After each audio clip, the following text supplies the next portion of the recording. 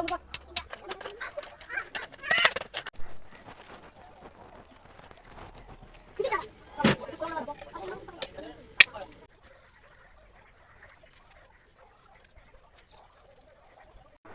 Hello അസ്സലാമു അലൈക്കും, welcome back to my channel. അപ്പോൾ എന്തൊക്കെയാണ്, എല്ലാവരും സുഖമായിരിക്കുന്നല്ലോ?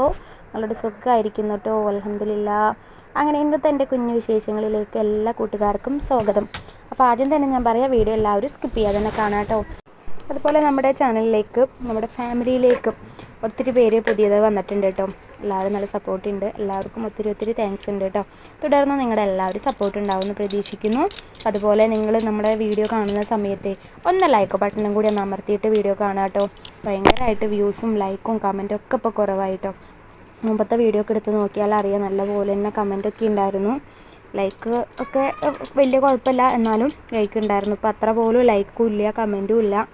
എന്താ പറയുക, വ്യൂസൊക്കെ ഭയങ്കരമായിട്ട് കുറവാണ് കേട്ടോ. ഇങ്ങനെയൊക്കെ വരുമ്പോൾ ഭയങ്കര സങ്കടമുണ്ട് കേട്ടോ.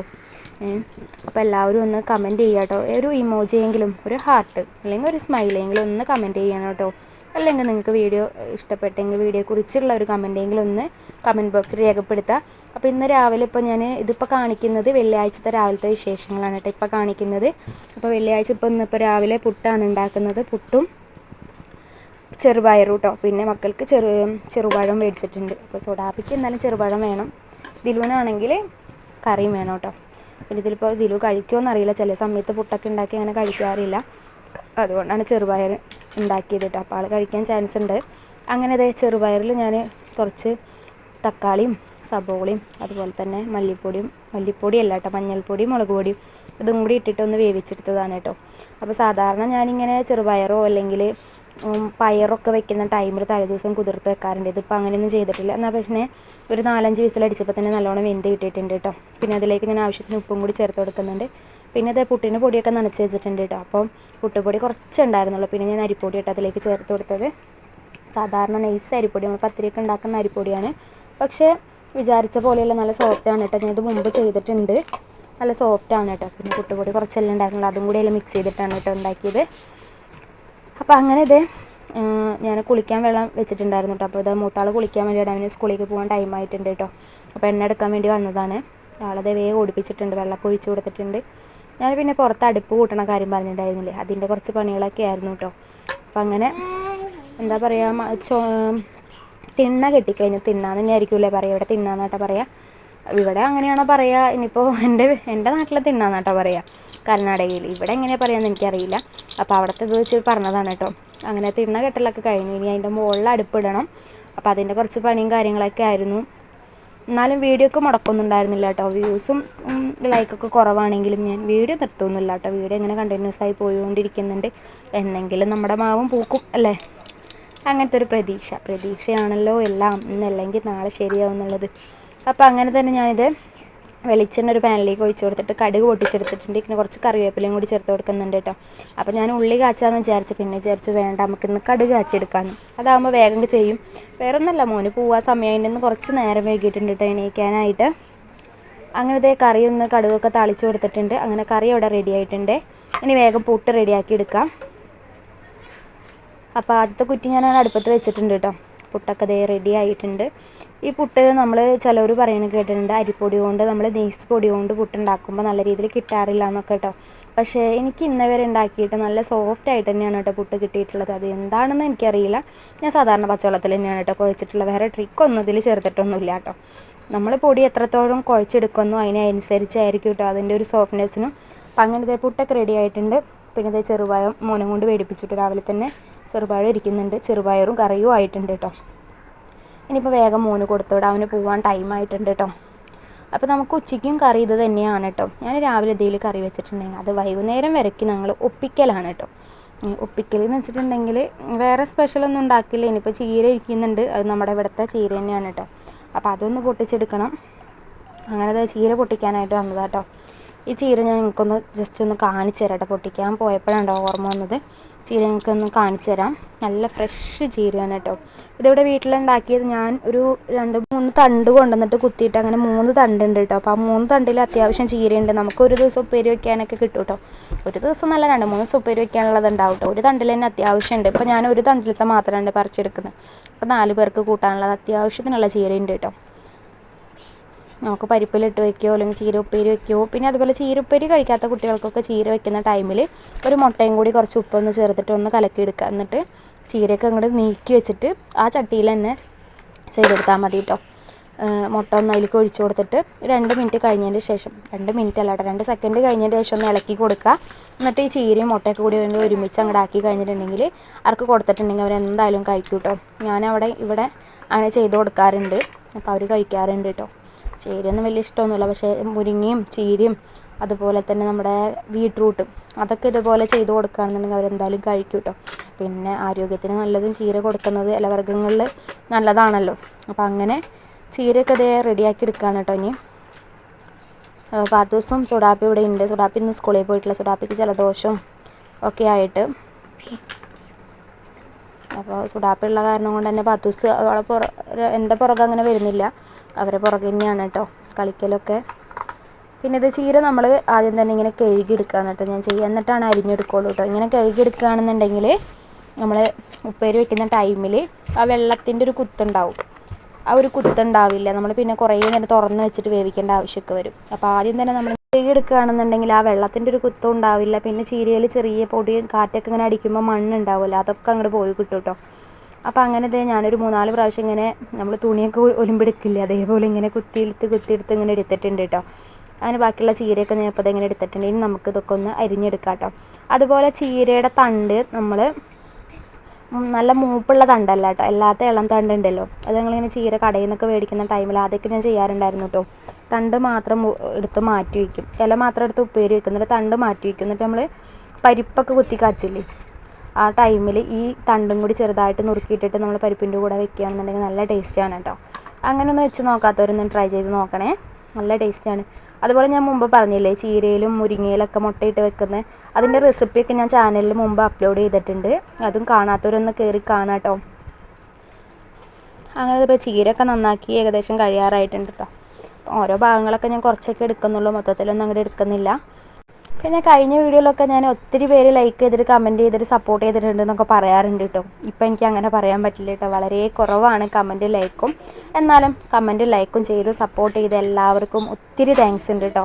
തുടർന്ന് നിങ്ങളുടെ എല്ലാവരും സപ്പോർട്ട് ഉണ്ടാവണം. വീഡിയോ കാണുന്ന സമയത്ത് എനിക്ക് പറയാനുള്ളത് മാത്രമാണ് കേട്ടോ, ലൈക്ക് ചെയ്യാൻ മറക്കരുത് കേട്ടോ ആരും. പിന്നെ അത് ഞാൻ നാളികേരം പൊട്ടിച്ചിട്ടുണ്ടായിരുന്നു കേട്ടോ. അത് ചീരയിലേക്കുള്ള നാളികേരം പച്ചമുളകൊന്ന് ഒതുക്കിയെടുക്കുക വെച്ചിട്ട്. അപ്പോൾ ആ ടൈമിൽ തന്നെ കുറച്ച് നാളികേരം വെള്ളം ഞാനൊരു ഗ്ലാസ്സിലേക്ക് ഒഴിച്ചിട്ട് അതിൽ കുറച്ച് പഞ്ചസാര ഇട്ട് വെച്ചിട്ടുണ്ട് കേട്ടോ. അപ്പോൾ സുഡാപ്പി നാളെ വെള്ളയപ്പം ഉണ്ടാക്കണം എന്ന് പറഞ്ഞിട്ടുണ്ടായിരുന്നു. അപ്പോൾ അതിലേക്ക് എടുക്കാമെന്ന് വെച്ചിട്ടാണ്. അത് നമ്മൾ വെള്ളയപ്പം ഉണ്ടാക്കുന്ന സമയത്ത് ഇതേപോലെ വൈകുന്നേരമാണ് മാവ് അരയ്ക്കുന്നതെങ്കിൽ രാവിലെ തന്നെ നാളികേരം പൊട്ടിച്ച് അതിൻ്റെ വെള്ളത്തിലേക്ക് കുറച്ച് പഞ്ചസാര ഇട്ടിട്ട് അവിടെ മിക്സ് ചെയ്ത് വെക്കുക കേട്ടോ. അപ്പോൾ വൈകുന്നേരം നമ്മൾ മാവ് റെഡിയാക്കുന്ന ടൈമിൽ ഈ വെള്ളം കൂടി ചേർത്തിട്ട് നമ്മൾ വെള്ളയപ്പത്തെ മാവ് റെഡിയാക്കി വെക്കുകയാണെന്നുണ്ടെങ്കിൽ പിറ്റേ ദിവസം നേരം വെളുക്കുമ്പോഴേക്കും നല്ല പോലെ തന്നെ പൊന്തി വരികയും ചെയ്യും. പിന്നെ വെള്ളയപ്പം നല്ല സോഫ്റ്റായിട്ട് തന്നെ കിട്ടുകയും ചെയ്യും കേട്ടോ. അപ്പോൾ അങ്ങനെ നമുക്ക് ചെയ്തെടുക്കാം. അതുപോലെ തന്നെ ഞാൻ വെള്ളയപ്പത്തിൻ്റെയും ഇഡ്ഡലി മാവൊക്കെ പൊന്തി വരാനൊക്കെ ആയിട്ട് നല്ല പോലെ കുറേ ടിപ്സുകളൊക്കെ ഉപയോഗിച്ചിട്ട് ഞാൻ വീഡിയോ മുമ്പ് അപ്ലോഡ് ചെയ്തിട്ടുണ്ട് കേട്ടോ. അതും കാണാത്തവരൊന്ന് കയറി കാണണേ. കണ്ട ശേഷം നിങ്ങൾക്ക് ഇഷ്ടപ്പെട്ടിട്ടുണ്ടെങ്കിലേ ഒന്ന് ട്രൈ ചെയ്ത് നോക്കാം, എന്നിട്ട് ഫീഡ്ബാക്കും കൂടി ഒന്ന് അറിയിക്കണം കേട്ടോ. അതിലും കമൻറ്റ് ചെയ്യാനൊന്നും മറക്കരുത് കേട്ടോ. അങ്ങനെ ഇത് ഞാൻ വെളുത്തുള്ളിയും ഉള്ളിയും കൂടി ഒന്ന് വാട്ടിയതിൻ്റെ ശേഷം പിന്നെ ചീര ഇട്ട് കൊടുത്തു കേട്ടോ, പകുതി ചീര ഇട്ട് കൊടുത്തു. എന്നിട്ട് പിന്നെ നാളികേരത്തിൽ ഞാൻ പച്ചമുളകും കൂടി ചേർത്ത് ഒന്ന് ഒതുക്കിയെടുത്തിട്ടുള്ളതാണ് കേട്ടോ. അതും കൂടി ചേർത്തതിന് ശേഷം പിന്നെ ബാക്കിയുള്ള ചീരയും കൂടി ഇട്ട് കൊടുത്തു. പിന്നെ അതിൻ്റെ മുകളിൽ കുറച്ച് ഉപ്പൊക്കെ ചേർത്ത് കൊടുത്തിട്ട് നല്ലപോലെ ഒന്ന് ഇളക്കി എടുക്കുന്നുണ്ട് കേട്ടോ. ഇനി നമുക്ക് ഇതും കൂടെ അടച്ച് വെച്ചിട്ട് വേവിച്ച് കൊടുക്കാം. ഇപ്പം തന്നെ ഇതിൽ തീരെ വെള്ളമില്ല കേട്ടോ ചീരയിൽ. ഇപ്പം നമ്മളിങ്ങനെ അരിഞ്ഞെടുക്കുകയാണെന്നുണ്ടെങ്കിൽ തീരെ വെള്ളം തന്നെ ഉണ്ടാവില്ല കേട്ടോ. ഇനി നമുക്കിതൊന്ന് അടച്ച് വയ്ക്കാം.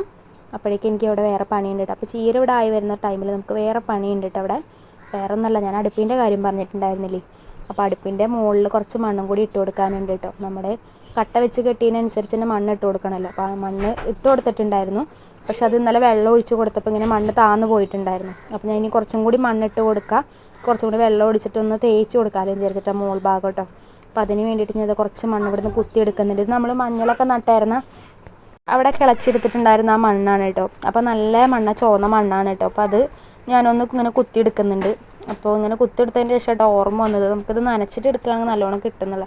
പിന്നെ ഞാനൊന്നും നോക്കിയില്ല കേട്ടോ, അങ്ങോട്ട് കുത്തിയെടുത്തിട്ടുണ്ട്. ഇനിയിപ്പോൾ ഇത് അവിടെ കൊണ്ടുപോയി നനയ്ക്കാമെന്ന് വെച്ചിട്ട് അങ്ങനെ കൊട്ട എടുത്ത് കൊണ്ടുവന്നിട്ട് അതിലേക്ക് കോരിയോണ്ട് ഞാൻ മണ്ണിങ്ങനെ കോരി ഇടുന്നുണ്ട് കേട്ടോ. അപ്പോൾ എൻ്റെ ഈ സൈഡിൽ കൂടെ പാത്തൂസും സുഡാപ്പി ഇങ്ങനെ ഓടി കളിക്കുന്നുണ്ട്. ഞാൻ ചീത്ത പറയുന്നുണ്ട് കേട്ടോ. ഇനിയിപ്പോൾ പൊടിയും കൂടി ആയിട്ട് ഇനി ചുമയൊക്കെ ഒന്നും കൂടി കൂടണ്ടല്ലോ വെച്ചിട്ട്. അപ്പോൾ സുഡാപ്പി വേഗം അത്തി കയറിപ്പോയിട്ടോ. പാത്തൂസ് എൻ്റെ പുറകെ നടക്കുന്നുണ്ടേ. പിന്നെ വെയിൽ വരുമ്പോഴേക്കും തന്നെ ഇതിപ്പോൾ കണ്ടോ, ഈ ഒരു സൈഡിൽ മാത്രം വെയിൽ, അതിങ്ങോട്ട് ഇനി നീങ്ങി വരും കേട്ടോ. കുറച്ച് കഴിയുമ്പോഴേക്കും ഇപ്പോൾ സമയം ഒരു 10:30 ആയിട്ടുള്ളൂ കേട്ടോ.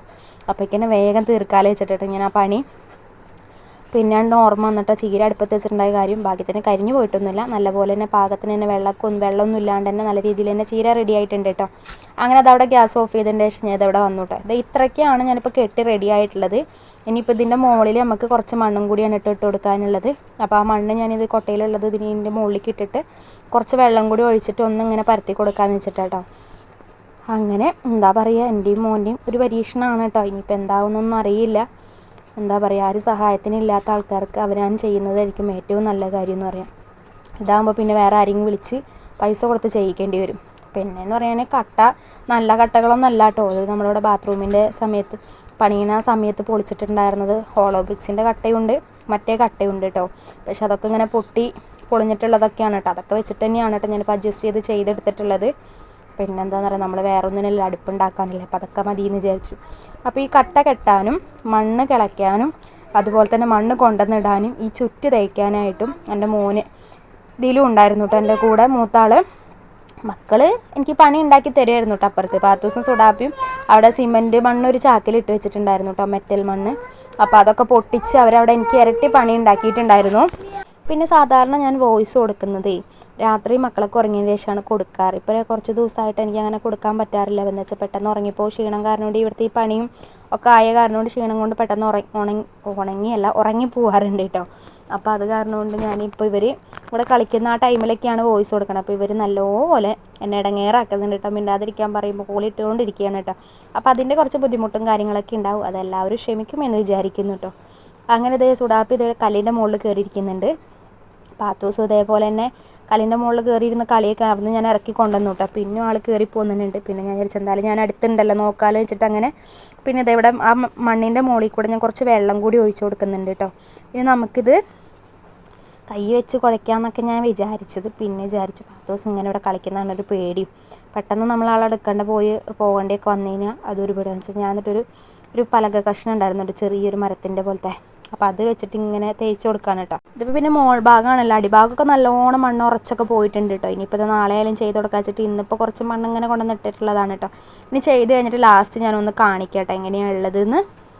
അപ്പോൾ ഇന്നത്തെ നമ്മുടെ കുഞ്ഞു വിശേഷങ്ങൾ എന്ന് പറയുന്നത് ഇതൊക്കെ തന്നെയാണ് കേട്ടോ. വേറെ പ്രത്യേകിച്ച് വിശേഷങ്ങളൊന്നും ഇല്ല കേട്ടോ. നമുക്ക് പിന്നെ വീട്ടമ്മമാർക്ക് ഇതൊക്കെ തന്നെയല്ലേ വിശേഷങ്ങൾ എന്ന് പറയുന്നത് അല്ലേ. ഇനിയിപ്പോൾ നാളത്തെ പരിപാടി എന്ന് വെച്ചിട്ടുണ്ടെങ്കിൽ അടുപ്പൊക്കെ ഉണ്ടാക്കണം എന്ന് വിചാരിക്കുന്നുണ്ട്. അടുപ്പ് ഇടണം കേട്ടോ ഇതിൻ്റെ മുകളിൽ. അപ്പോൾ ഇത് ഉണങ്ങി കഴിഞ്ഞിട്ട് നമുക്കിനി അടുപ്പ് പിടിക്കാനായിട്ട് പറ്റുള്ളൂ. അപ്പോൾ എന്തായാലും 2 ദിവസം ചിലപ്പോൾ ഇത് വേണ്ടി വരും. അപ്പോൾ എന്തായാലും അങ്ങനെ കിടക്കട്ടെ എന്ന് വിചാരിക്കുന്നുണ്ട്. അപ്പോൾ ആ ദിവസം ഇതേ എന്നെ ഇവിടെ ഇങ്ങനെ പേടിപ്പിച്ചുകൊണ്ടിരിക്കുകയാണ് കേട്ടോ. ഞാൻ ഇറങ്ങാൻ പറഞ്ഞിട്ട് കേൾക്കുന്നില്ല, കല്ലിൻ്റെ മുകളിൽ കയറി നിൽക്കുന്നുണ്ട് കേട്ടോ. അപ്പോൾ ഞാനും വിചാരിച്ചു ഇനി പണി അങ്ങോട്ട് മതിയാക്കാമെന്ന്. അപ്പോൾ നമ്മുടെ ഇന്നത്തെ കുഞ്ഞു വിശേഷങ്ങൾ ഇത്രയേ ഉള്ളൂ കേട്ടോ. വീഡിയോ ഇഷ്ടപ്പെട്ടിട്ടുണ്ടെങ്കിൽ എല്ലാ കൂട്ടുകാരും ലൈക്ക് ചെയ്യാനും കമൻറ്റ് ചെയ്യാനൊന്നും മറക്കരുത് കേട്ടോ. അപ്പോൾ ഇൻഷാ അല്ലാഹ് അടുത്ത ദിവസം നല്ലൊരു വീഡിയോ ആയിട്ട് വീണ്ടും വരാം. ടാറ്റാ, ബൈ ബൈ, അസ്സലാമു അലൈക്കും.